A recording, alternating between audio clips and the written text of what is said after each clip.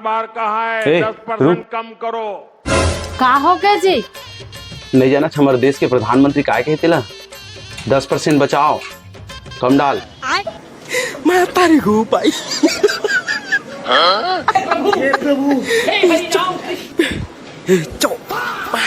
मैं तारी को भाई ऐसे डारे कर कढ़ाई में तेल धर।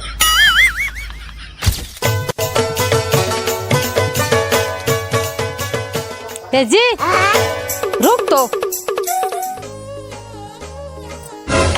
चाबिल काबर निकाला था रे?